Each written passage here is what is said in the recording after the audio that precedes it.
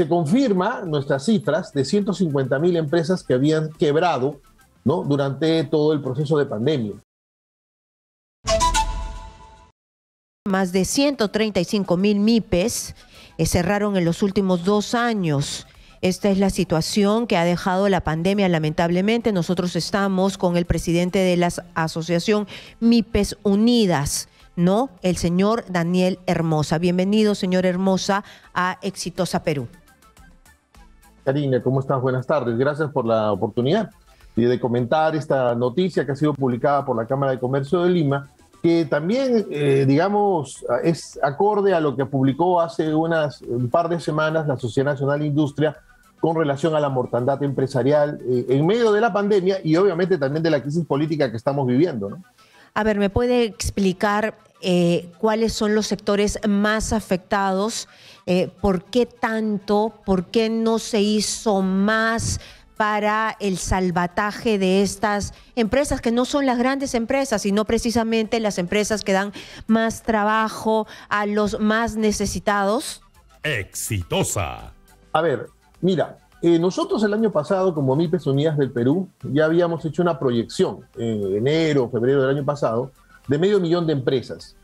Se confirma nuestras cifras de 150.000 empresas que habían quebrado, ¿no?, durante todo el proceso de pandemia, ¿cierto? Y nosotros sosteníamos que más de 300.000 o 350.000 se habían ido a la informalidad. En otras palabras, habían dejado de pagar impuestos, se habían retirado de sus locales y seguían trabajando en sus domicilios, ¿no? Entonces tenemos dos fenómenos aquí. El fenómeno de la pérdida del empleo real, ¿cierto?, a partir de la quiebra, pero también hay que sumar la pérdida de empleo por la migración a la informalidad. Eso quiere decir que las unidades productivas siguen operando, pero ya no pagan seguro social, ya no pagan fondo de pensiones, AFP, ni tampoco impuestos. Y ese fenómeno, si bien es cierto, se ha ido revirtiendo un poco en los últimos meses, no deja de ser importante porque también una de las variables que se reflejan es el incremento de la informalidad en el Perú. Ahora, ¿qué sectores son los más afectados? Según las cifras de la Sociedad Nacional de Industria, más de 17.000 empresas confeccionistas salieron del mercado. Hace poco las ASPAN señalaba 700 panaderías cerradas. El 30% de las imprentas quebraron y salieron del mercado durante el proceso de pandemia, y la recuperación es muy lenta debido a que, pues, obviamente, para el sector de imprentas es medio complicado tener un desarrollo por la propaganda virtual, el tema de las boletas digitales, las facturas digitales, que les ha quitado mucho trabajo sobre todo a las micro y pequeñas imprentas, ¿correcto? Entonces tenemos sectores que han sido vulnerables, ¿no?, y que poco a poco se están recuperando, no hay duda. Y eso también tiene que ver mucho con el tema de la remuneración. Antes de la pandemia, muchas empresas pagaban más del mínimo vital a sus empleados. Esta pandemia ha traído como consecuencia de que se tenga que volver a contratar a nuestros empleados, pero con el mínimo. Y eso ha hecho de que se incremente también la masa de empleados con el mínimo vital.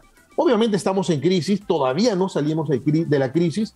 Una muestra de ello es la reprogramación del Reactiva Perú, que le han dado un año más de periodo de gracia, ¿cierto?, porque todavía la economía no ha podido reponerse. Así que las circunstancias que vemos observando, Karina, son definitivamente todavía muy graves, ¿no? La disminución del consumo y la inflación que nos está acompañando.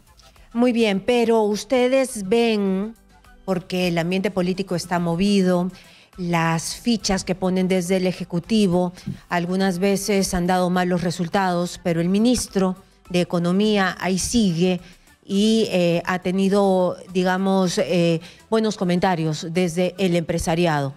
¿Ustedes ven que hay posibilidades de remontar? Es difícil, por supuesto, difícil para todos, ¿no? Pero ¿hay posibilidades o es que ven que no hay decisión política? Bueno, tú lo has dicho, no hay decisión política, no hay un plan, no existe una política de Estado que apunte a salvar las empresas y obviamente salvar el empleo formal, ¿de acuerdo? Y que obviamente las instituciones internacionales, por ejemplo la OCDE, ha advertido que las políticas que se han aplicado de estímulo, en el caso de Reactiva Perú y otras políticas digamos, en el tema de impuestos, subsidio a las planillas, todas esas políticas que han sido contracíclicas, producto de la pandemia, en algún momento se van a acabar. Se tienen que acabar, ¿cierto? En algún momento hay que pagar el Reactiva Perú. O sea, todo eso va a tener que terminar. Entonces, hay un plan que hay que implementar para ese momento.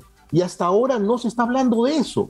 Porque ya no se puede seguir estirando el pago del Reactiva. Es imposible seguir haciéndolo. Entonces, tenemos que construir un plan para ese escenario.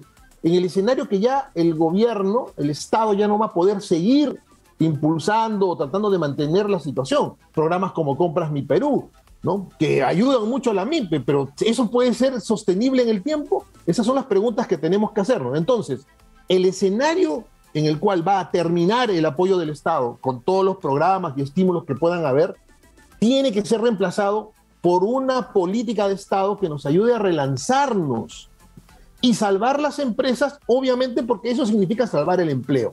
Y luchar, obviamente, contra la informalidad, que es una competencia desleal para los formales, porque nosotros pagamos impuestos, los informales no, entendemos las circunstancias, pero no dejan de ser una competencia desleal para quienes sí pagamos los impuestos y sí tenemos a nuestros trabajadores en planilla.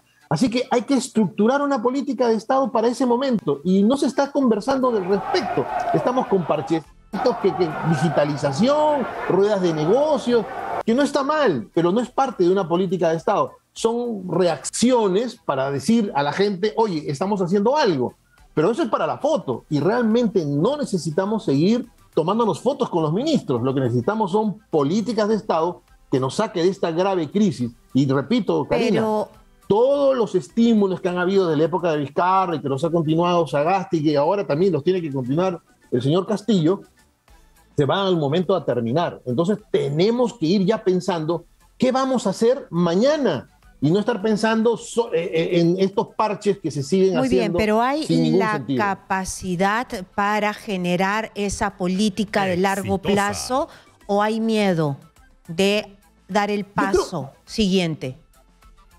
Yo creo que lo que pasa, Karina, es que se están convocando ministros de distintos sectores. Nosotros hemos conversado con algunos funcionarios públicos, de muy buena calidad, correcto, y que lo que pasa es que dentro de los ministerios no hay una comunicación articulada entre las direcciones. ¿Por qué? Porque el viceministro es del grupo de los chotanos, el director general es del grupo de los huancaínos, el otro es del grupo de los de Zarratea. Entonces, tenemos grupos que no articulan entre sí y que están desesperados por cuota de poder. Entonces, ese problema, ¿cierto?, hace de que no trabajen en equipo y que de alguna manera no se enfoque en buscar políticas de estados coherentes, porque están en una pugna política, ¿cierto?, tratando de colocar a sus amigos, creando puestos de trabajo, y realmente están dejando de lado lo que deben hacer. Entonces tenemos un problema dentro del aparato estatal que al final trae como consecuencia que tengamos la famosa segunda reforma agraria. Hasta ahora no sabemos de qué se trata.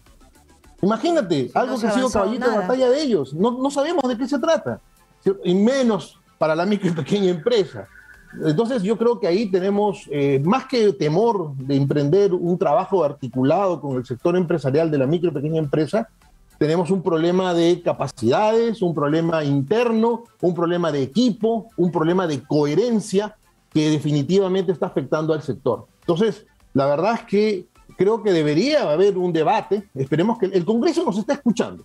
Debo ser justo en eso, nos está escuchando. Tenemos reuniones con los congresistas, tratan de entender un poco la lógica del sector.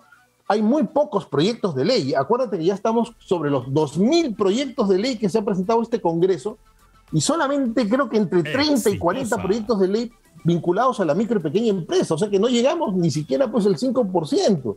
Entonces, eso nos preocupa muchísimo. Entonces, para eso estamos los gremios, que tenemos que hacer la incidencia del caso para que se estructuren leyes que nos pueden ayudar un poco, porque finalmente es el Ejecutivo el que tiene la plata, ¿no? Nos puede ayudar un poco a pasar esta crisis. Muy bien, ha quedado clarísimo y además se necesita porque o si no las empresas van a seguir quebrando. Muy bien, muchísimas gracias a Daniel Hermosa, presidente de la Asociación MIPES Unidas, que nos ha dejado claro.